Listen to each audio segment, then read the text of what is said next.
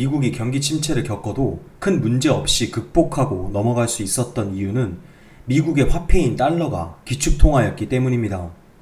미국은 기준금리를 0% 수준까지 내리고 무제한으로 달러를 발행할 수 있습니다. 신기한 것은 이렇게 무한하게 달러를 발행하면 가치가 하락해 휴지 조각이 되는 것이 정상입니다. 과거 1차 세계대전이 끝난 후 독일이 막대한 양의 전쟁 배상금을 갚기 위해 마르크를 무한정 찍어대자 화폐의 가치가 곤두박질 쳤던 경우가 그러합니다. 빵 한 조각을 구매하는데 트럭에 한가득 마르크화를 싣고 가야 했다고 하는데, 신기하게도 미국은 달러를 찍으면 찍을수록 강세를 보였습니다. 가장 큰 원인으로 손꼽을 수 있는 것은 미 국채를 무한대로 사주는 주체들이 있었기 때문입니다. 미국의 국채는 무위험 자산이라 불릴 만큼 최고의 안정성을 자랑합니다. 사실 부도 위험이 없다고 간주되기 때문에 미 국채의 인기는 매우 높습니다. 이런 이유로 사고 싶다고 해서 마음대로 원하는 만큼 살 수 있는 자산이 아니었습니다. 그동안 미국이 국채를 발행하면 전 세계 주요국은 앞다투어 미 국채를 매입했습니다. 그래서 아무리 극심한 경기 침체가 오더라도 달러를 찍고 국채를 발행하기만 하면 모든 문제가 해결됐기 때문에 비교적 경기 침체가 오더라도 수월하게 극복해 나갈 수 있었습니다. 그런데 근래 미 국채 시장에서 상당히 우려스러운 일이 발생했습니다. 지난 8월 7일 10년물 미 국채 420억 달러의 입찰이 있었는데, 입찰 직전의 시장 금리는 3.932%였습니다. 그런데 실제 입찰가는 3.96%로 0.028% 입찰가가 더 높았던 것입니다. 입찰 금리가 시장 금리보다 높았다는 것은 시장에서 거래되는 금리보다 미 재무부가 국채를 발행할 때 금융사에게 입찰을 준 금리가 더 높았다는 얘기입니다. 그러자 시장 금리는 곧바로 3.97%로 상승했습니다. 그 이유는 응찰률이 상대적으로 과거보다 낮아졌기 때문입니다. 과거 국채 입찰의 응찰률은 2.53배였는데 8월 7일의 응찰률은 2.32배밖에 되지 않았는데 2022년 이후 가장 약한 응찰률입니다. 그럼 응찰률이 낮아지면 무엇이 문제가 되는 걸까요? 바로 구축 효과가 발생하게 됩니다. 11월 5일 미 대선을 앞두고 있는 바이든 행정부는 재무부 장관 옐런을 필두로 대규모의 재정 적자를 감수하며 경기와 증시를 부양하기 위해 온갖 노력을 기울이고 있습니다. 경기가 나쁘면 집권 여당의 패배 확률이 매우 높기 때문입니다. 과거 통계를 보면 대선 3개월 전 다우존스와 S&P 500 지수가 오름세일 때 집권 여당 후보가 승리할 확률은 80%입니다. 반대로 하락세일 때는 집권 여당 후보가 패배할 확률이 90%나 됩니다. 바이든 행정부가 유동성을 공급해 증시를 부양하려는 이유가 바로 이 때문입니다. 연준 의원들이 잇따라 매파적 발언을 하며 인플레이션에 대한 경계감을 드러내는 것과는 다르게 옐런은 물가 및 금리와 관련해 긍정적 전망을 내놓고 있습니다. 이는 연준에게 금리 인하의 명분을 제공하고 유동성을 공급해 증시를 부양하고 대선을 승리하기 위함입니다. 또한 옐런은 지금까지 엄청난 규모의 미 국채를 발행해 왔는데 미 대선이 끝나기 전까진 계속 국채를 발행할 가능성이 높을 것으로 판단됩니다. 현재 바이든 행정부는 경기와 증시를 부양하고자 엄청난 규모의 재정 지출을 지속하고 있습니다. 걷어들이는 세금만으론 경기 부양이 벅차기 때문입니다. 문제는 이렇게 국채를 무분별하게 발행하면 시중에 도는 민간 자본을 흡수해 민간 투자가 감소하게 됩니다. 그리고 이것이 경제에 치명적인 타격을 입힐 수 있습니다. 즉, 재정 지출을 통해 경기가 부양되거나 경제가 좋아지는 것이 아니라 반대의 경우가 발생할 수 있는데 이를 구축 효과라고 합니다. 지금까지 미국은 구축 효과가 나타나지 않았습니다. 왜냐하면 미국이 발행하는 채권을 일본이나 중국 그리고 영국 등 다른 국가들이 앞다투어 사주었기 때문입니다. 지금까지 미국은 자국의 경기 부양을 다른 나라들의 돈으로 해왔습니다. 지난 2023년 미국 경제는 초호황을 기록했는데 재정적자는 무려 2,340조 원에 달합니다. 호황엔 세수가 많이 들어오기 마련입니다. 그럼에도 불구하고 2023년 미국의 재정적자는 우리나라 1년 예산의 4배 정도나 되는 규모였습니다. 현재 미국의 재무 상태는 부실기업의 재무제표와 같습니다. 정상적인 부채 규모라 볼 수 없는 엄청난 부채 규모가 언제 터질지 모르는 시한폭탄처럼 미국뿐만 아니라 전 세계를 위협하고 있는 중입니다.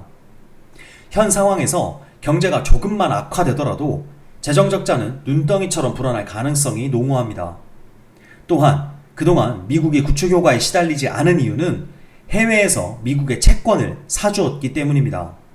그러나 이제 일본 등의 타국이 미 국채를 더 이상 살 여력이 줄어들고 있다는 것을 이번 국채 응찰률을 통해 유추할 수 있습니다. 미국의 국채를 가장 많이 보유한 국가는 일본과 중국입니다. 지난 4월 17일 미국 재무부가 밝힌 2월 말 기준 미 국채 보유액을 보면 일본이 1조 1680억 달러로 1위를, 중국이 7750억 달러로 2위를 차지하고 있습니다. 이렇게 미 국채 최대 보유국인 1, 2위 일본과 중국이 달러 강세로 인한 자국 통화 폭락에 대응하기 위해 보유 중인 미 국채를 매도해 환율 방어에 안간힘을 다하고 있습니다. 환율을 방어하기 위해선 달러 실탄이 필요하기 때문에 외환 보유고를 헐어서 외환 시장에 개입하고 있는 것으로 판단됩니다. 중국이 외환 보유고 구성을 다각화하는 이유 중 하나는 미중 관계 악화로 인해 안보 위협이 증대되고 있기 때문이기도 합니다. 우크라이나 전쟁 후 미국이 러시아 자산을 동결한 것과 마찬가지로 유사한 대중 경제 제재가 가해질 수 있습니다.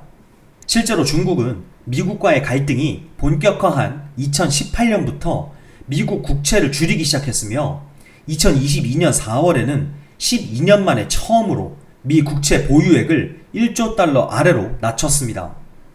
그 후 2년 동안 20%가량을 추가로 줄였습니다. 중국은 2000년 이후 미 국채를 대량으로 매입했습니다. 일본마저 제치고 세계 최대의 미 국채 보유국으로 올라섰는데 2013년 기준 1조 3천억 달러에 달했습니다. 하지만 2017년 이후 가파르게 미 국채를 줄이는 중입니다. 최고점 대비 약 40%나 감소했는데 미 국채를 줄이는 속도는 더욱 빨라지고 있습니다. 중국이 미 국채를 지속적으로 매도하는 또 다른 이유는 중국의 경제 약화와 위안화 약세 우려 때문으로 위안화를 방어하기 위해 달러를 매도해 위안화를 매수하는 중입니다. 중국 당국은 국영은행에 위안화 강화를 계속 요구하고 있습니다. 미 국채 최대 보유국인 일본도 지난 2022년 코로나 팬데믹 이후에 미 국채를 큰 폭으로 줄였으며 작년엔 1년 사이 보유량을 1271억 달러나 축소했습니다. 그리고 지난 7월 31일 일본이 금리를 올리자 증시가 폭락해 결국 일본 정부가 백기를 들었는데요. 금리를 올리면 달러를 사고 미 국채도 살 수 있다는 생각을 하며 일본이 금리 인상을 시도한 것인데 결국 완전한 오판이었음이 확인되었습니다. 앞서 살펴봤듯 엔캐리 트레이드 청산이란 훨씬 더 위험한 뇌관을 건드리는 것입니다. 따라서 금리를 인상할 수 없는 일본은 미 국채를 매수할 자금을 확보하기 어려운 상황입니다. 최근 들어 미국 국채를 열심히 매입했던 영국이나 캐나다 등도 미 국채 매입 규모를 줄이는 중입니다. 미 국채를 다른 국가들이 사주지 않으면 이를 미국 내에 있는 금융사에게 판매를 하는 방법밖에 없게 됩니다. 그렇게 되면 구축 효과가 나타나 민간 부문의 투자가 감소해 경기가 위축될 수밖에 없습니다. 그 결과 미국 경제는 경착륙, 즉 경기 침체의 늪에 빠지게 될 것입니다. 경기 침체에 빠진 미국이 경제를 되살렸던 방법은 통화 정책과 재정 정책입니다. 통화 정책은 기준금리를 인하하고 양적 완화를 하는 등의 방법으로 그 효과는 탁월했습니다. 이에 더해 재정 정책은 민간에 직접 돈을 뿌리는 효과가 있기 때문에 통화 정책보다 효과가 더 좋았습니다. 그동안 미국은 경제 위기가 닥칠 때마다 통화 정책과 재정 정책을 통해 죽어가는 경제를 다시 회생시켜 왔습니다. 그러나 만병통치약처럼 작용하던 통화, 재정 정책의 효과가 이전과 같을 거라 기대하긴 점점 더 어려워지고 있습니다. 첫 번째 이유는 엔캐리 트레이드 청산 위험 때문입니다. 일본 중앙은행이 금리를 불과 0.25%로 올렸을 뿐임에도 불구하고 시장은 패닉에 빠졌습니다. 미국이 단기간에 금리를 대폭 인하하면 미국과 일본 간의 금리 격차가 좁아지고 엔캐리 트레이드가 청산 위험이 커집니다. 현재 미국과 일본의 10년물 국채 금리는 미국이 3.9%, 일본이 0.9%로 3% 차이입니다. 두 번째 이유는 구축 효과입니다. 그동안 기타 주요국이 미국 국채를 사주었기 때문에 이 공식이 적용되지 않았지만 그 국가들도 한계점에 다다르고 있습니다. 따라서 이제 민간에서 미국 정부가 발행하는 국채를 사주어야 하는 상황이 벌어질 가능성도 염두에 두어야 합니다. 만약 그렇게 되면 민간은 투자를 줄이고 시장을 구축하게 됩니다. 세 번째 이유는 미국의 부채 규모입니다. 일반적으로 국가 부채가 GDP의 60에서 100%를 넘으면 재정정책의 효과가 거의 없는 것으로 알려져 있습니다. 그리고 미국의 국가 부채는 2023년에 123%를 돌파했습니다. 따라서 지금의 상황에선 미 정부가 재정 지출을 늘려도 그 효과가 상당히 떨어질 수 있습니다. 이전과 같은 V자 반등을 기대하기 어렵기 때문에 경기 침체가 장기화될 가능성이 있습니다. 언젠가 회복하겠지만 그 기간은 생각보다 길어질 수 있습니다. 문제는 미국이 재채기를 하면 우리나라는 감기에 걸린다는 것입니다. 미국이 망한다는 것은 상상하기 힘든 이야기입니다. 하지만 경기 침체가 길어지면 시스템상의 문제가 발생할 수 있고 우리는 미국이 겪는 것보다 더 큰 위기에 봉착할 것입니다. 현재 부동산 시장은 미국의 금리 인하란 반가운 소식과 정부의 부동산 가격 상승, 억제 정책 확대에 의한 부정적 요소가 맞물려서 향방을 가능키 어려운 상황입니다. 그 밖에도 공급 부족과 재건축 규제 완화 등 여러 요인들이 영향을 미쳐 복잡한 양상을 보이고 있습니다. 현재의 어려운 국내 경기와 반대로 부동산 시장은 활활 타오르는 기현상이 벌어지고 있는 중으로 정확히 얘기하면 서울만 부동산 가격이 급등을 하는 기현상이 나타나고 있습니다. 그 이유는 크게 네 가지로 볼 수 있는데 첫째는 정부의 각종 특례 대출 제도입니다. 빚 내서 집 사라는 식의 정부 정책의 역효과로 볼 수 있습니다. 둘째는 지난 정부부터 계속된 똘똘한 한 채 전략을 강제하게 만든 부동산 세제입니다. 부동산 자금의 대부분을 서울로 집중시키는 중요한 원인 중 하나입니다. 셋째는 혁신도시의 실패입니다. 서울 집중 현상을 막기 위해 혁신도시 계획을 세운 것은 좋았지만 그 후 나눠먹기식 혁신도시 건립으로 인해 실패한 정책이 되어가고 있습니다. 정부의 일관되지 못한 지원도 혁신도시가 성공하지 못한 큰 원인 중 하나입니다. 마지막은 정부의 규제 완화 정책으로 새로운 산업들이 다시 수도권으로 집중되고 있기 때문입니다. 현재 정부와 주요 시중은행은 부동산 가격 상승을 억제하기 위해 대출 규제를 강화하고 있습니다. 금리를 올려 대출을 줄이려는 시도가 잘 통하지 않자 아예 대출 문턱을 높여 공급량 자체를 줄이는 쪽으로 정책을 바꾸는 모습입니다. 예를 들어 수도권 주택의 주택담보대출 최장 만기 기간을 기존 50년에서 30년으로 단축시켰습니다. 주담대 만기가 줄어들면 DSR 총 부채 원리금 상환 비율이 상승해 대출 한도가 줄어들게 됩니다.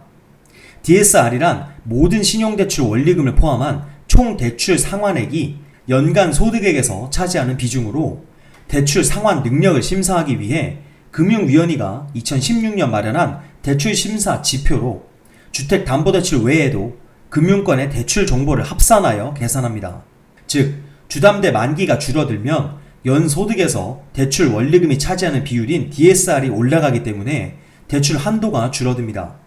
또한 일정 기간 동안 이자만 갚다가 추후 원금과 이자를 갚아나가는 거치식 주담대도 중단되는데 이는 신규 주담대 대출을 억제하려는 의도를 갖고 있습니다.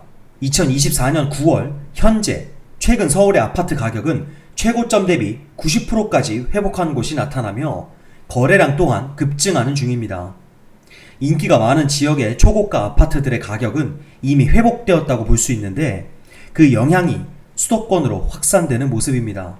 정부는 이에 대한 대응으로 가계부채 억제 카드를 꺼내 금리 인상과 더불어 스트레스 DSR 규제 및 전세자금 규제까지 추가하여 부동산 시장의 과열을 막으려 애쓰고 있습니다.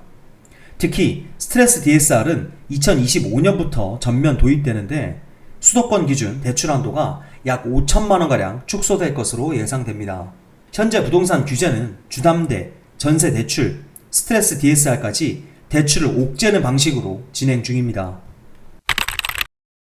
지난 2023년 주택시장은 급격한 금리 인상의 여파로 시세 하락과 함께 거래량이 크게 급감해 거래량 절벽 현상마저 보였습니다.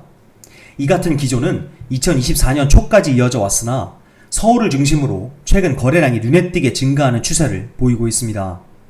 그 이유는 부족한 공급 물량과 금리 인하에 대한 기대감이 반영된 것으로 판단됩니다.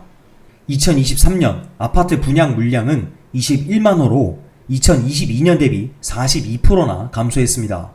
또한 인허가도 101년 평균 56.7만 호를 크게 밑도는 38.9만 호에 그쳤습니다.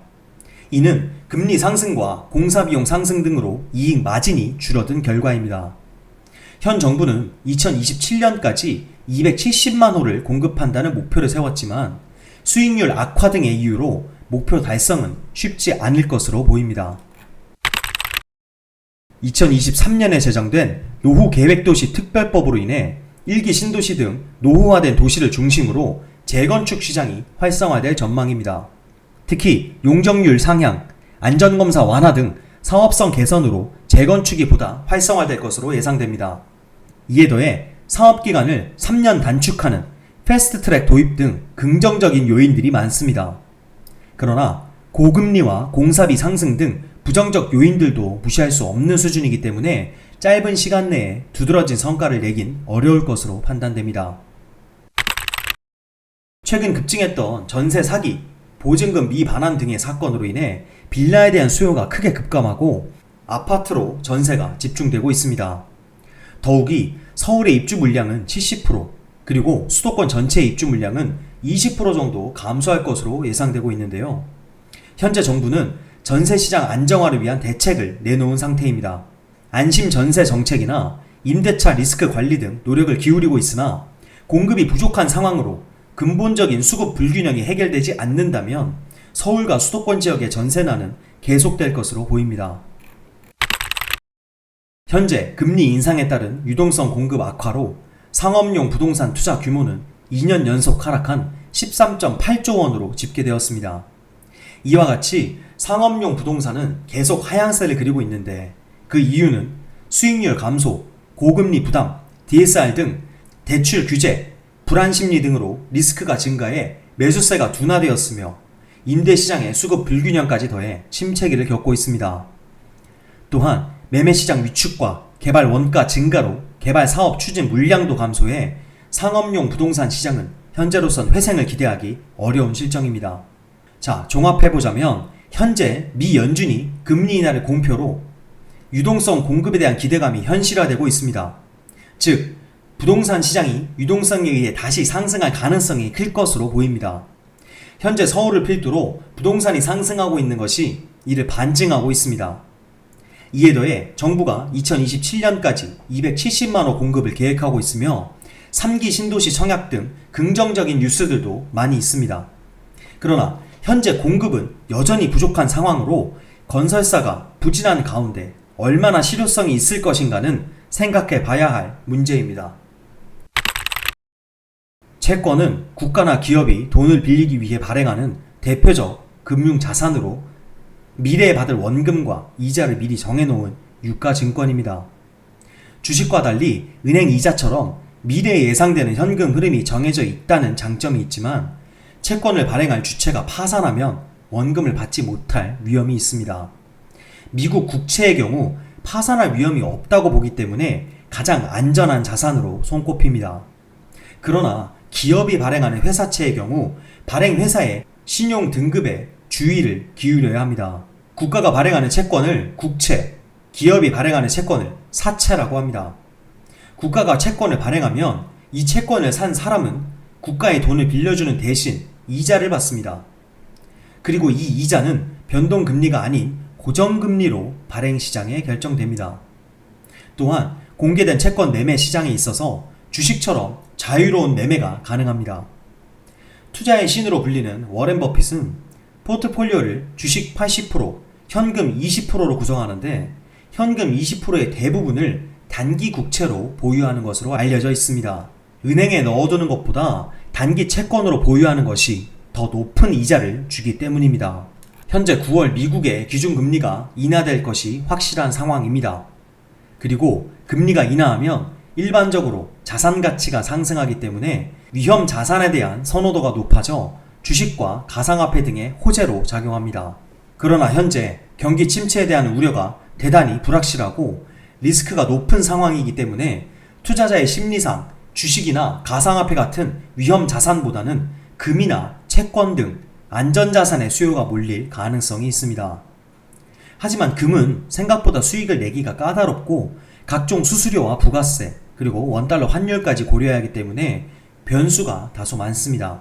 그렇기 때문에 안전자산이면서 동시에 높은 수익을 기대할 수 있는 채권이 매력적인 투자처가 될 수 있습니다. 기준금리가 낮아질수록 채권의 수익률이 은행의 예적금 수익률보다 높아지기 때문에 채권에 대한 수요가 증가해 가격이 상승합니다. 예를 들어 미 국채 1년물 금리가 하락했다는 뉴스가 나왔다고 가정해 보겠습니다. 국채를 포함한 모든 채권은 고정금리입니다. 그리고 미 국채의 고정금리는 발행 당시 시점에서 미국의 기준금리보다 아주 약간 더 높은 이자율로 책정됩니다. 이 말은 곧 한번 발행한 채권의 금리는 변하지 않는다는 뜻입니다. 그럼 채권은 고정금리인데 왜 언론에서는 미 국채 1년물 금리가 하락했다고 얘기하는 것일까요? 언론에서 보도하는 국채 금리는 발행할 때 정해지는 고정금리가 아니라 국채의 기대 수익률을 얘기하는 것입니다. 즉 1년물 금리가 하락했다는 얘기는 1년물 미 국채의 기대 수익률이 낮아졌다는 뜻입니다. 그럼 미국의 기준금리가 2%이고 미 국채 1년물의 금리가 3%라고 가정을 해보겠습니다. 이 국채를 100만원에 산 사람들은 1년 뒤 원금 100만원과 이자 3만원을 받습니다. 시중금리보다 국채 금리가 약간이라도 더 높기 때문에 국채를 보유하는 것이 수익률을 더 높일 수 있습니다.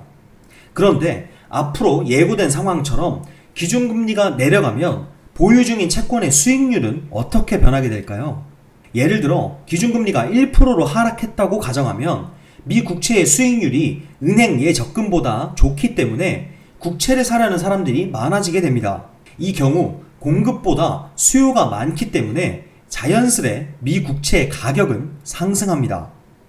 예를 들어 미 국채의 가격은 원래 100만원이었지만 수요가 많아져 가격이 상승해 101만원이 되었습니다. 그런데 이 미 국채는 1년 뒤에 103만원을 받을 수 있는 금융상품입니다. 수익률을 계산하면 1.98%가 됩니다. 즉 원래 고정이자였던 3%에서 1.98%로 수익률이 낮아진 것입니다. 요약하면 기준금리가 낮아지면 미 국채를 사려는 사람이 많아져 미 국채의 가격은 상승하게 됩니다. 그리고 국채의 기대 수익률은 하락합니다. 한 가지 주의해야 할 상황은 미 국채에 투자할 경우 환율을 잘 살펴봐야 합니다. 미 연준이 금리를 인하하면 달러는 약세를 보이게 되는데 원달러 환율이 내리면 원화로 환산한 수익을 갉아먹을 수 있기 때문입니다. 채권에 투자하는 방법은 직접 투자와 간접 투자로 나눌 수 있습니다.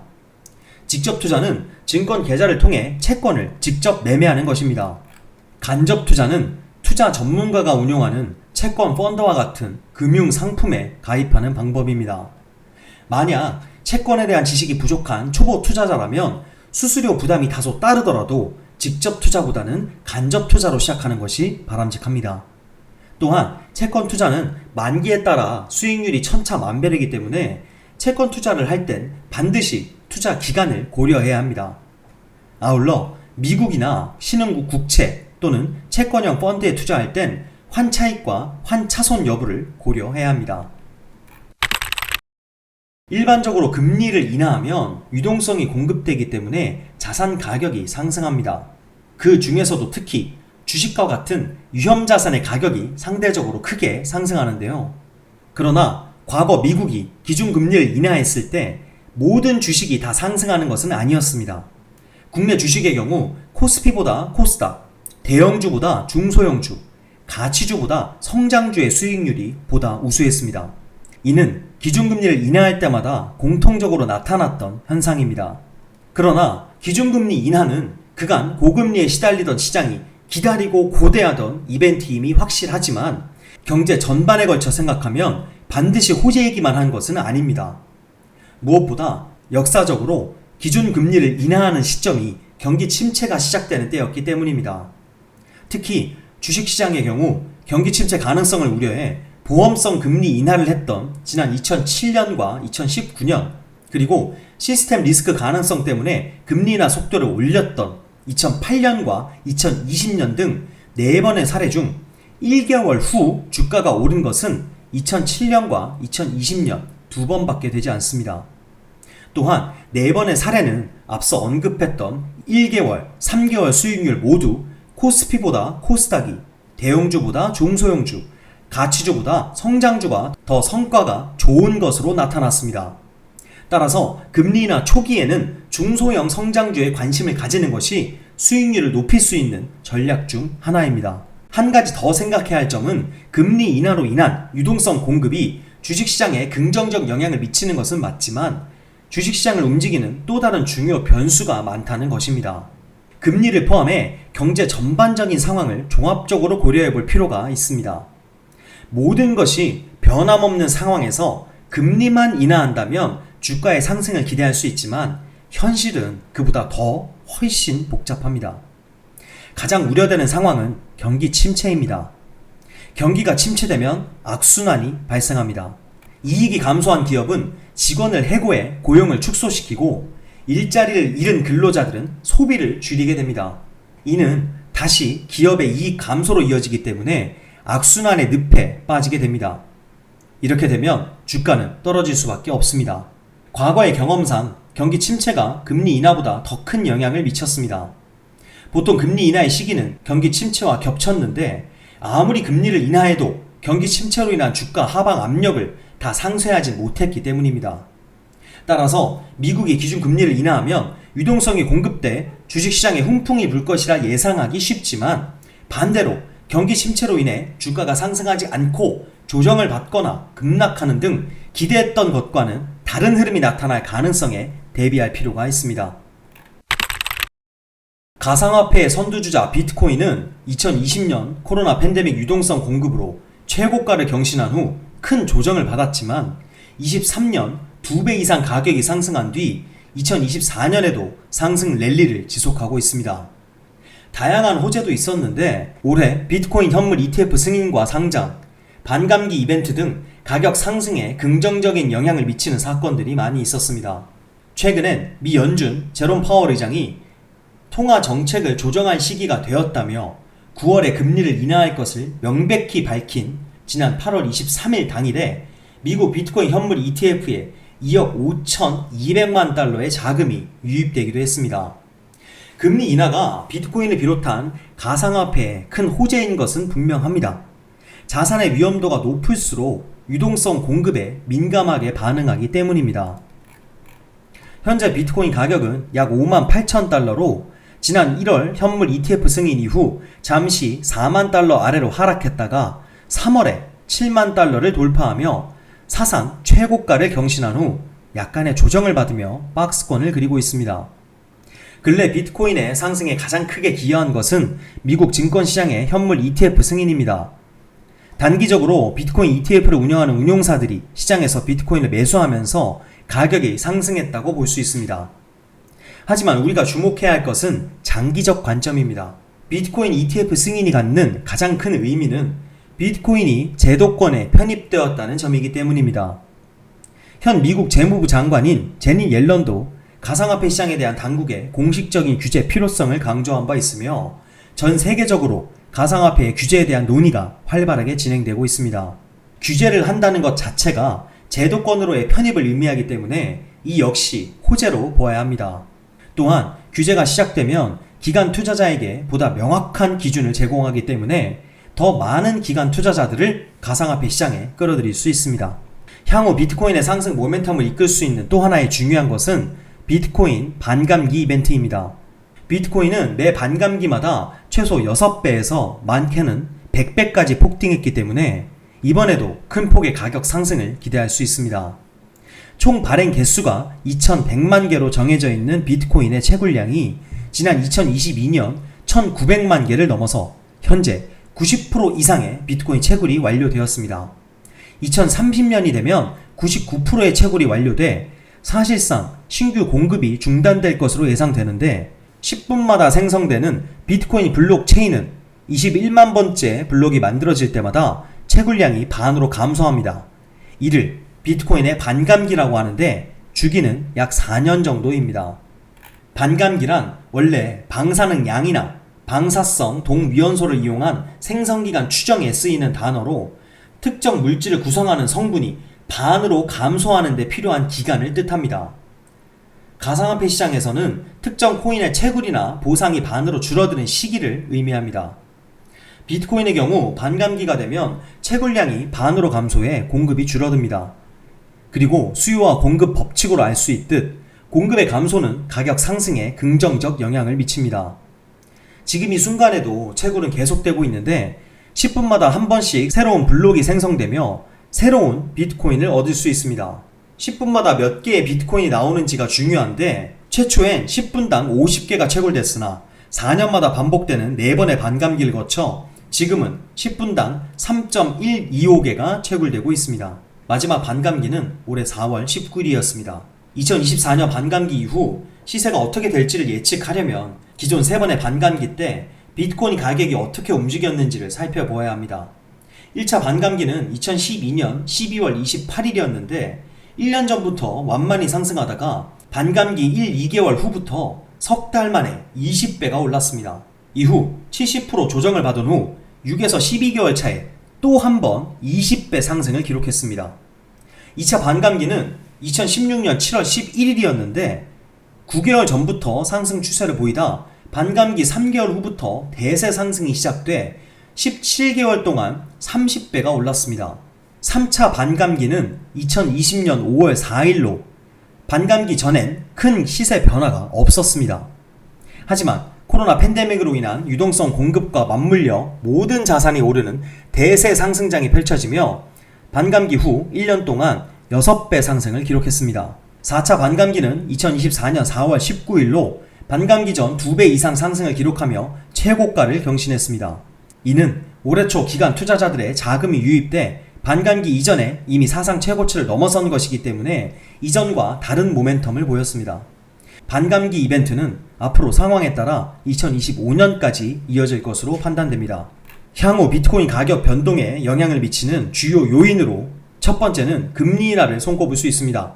두 번째는 규제를 통한 투자자의 신뢰 상승으로 인해 비트코인 투자가 보다 대중성을 갖게 되는 것입니다. 이 경우 초보 투자자를 비롯해 수많은 투자자들의 포트폴리오에 비트코인과 알트코인이 추가될 수 있습니다. 규제가 강화되면 미국 기관 투자자가 운용하는 퇴직금 등이 비트코인 투자에 사용될 수 있습니다.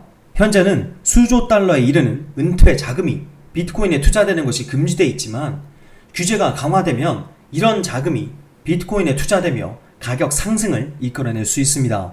비트코인 반감기 이벤트는 그 규모가 갈수록 작아지고는 있지만 영향력은 여전히 크며 일반적으로 반감기 후 12에서 18개월이 지나면 사상 최고치를 경신했습니다. 그렇기 때문에 2025년 비트코인 전망에 상당히 긍정적 영향을 미칠 것으로 판단됩니다. 이에 더해 금리 인하, 규제 명확성, 그리고 기간 투자 증가라는 변수를 더하면 비트코인의 대세 상승이 이어져도 이상하지 않을 것입니다.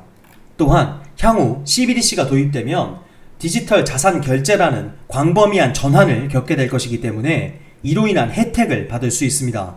그리고 비트코인에 관심을 갖고 투자를 하시는 분이라면 비트코인이 더 이상 위험 자산이 아닌 디지털 금의 지위를 확보해 안전자산으로 편입되는가에 촉각을 곤두세워야 합니다.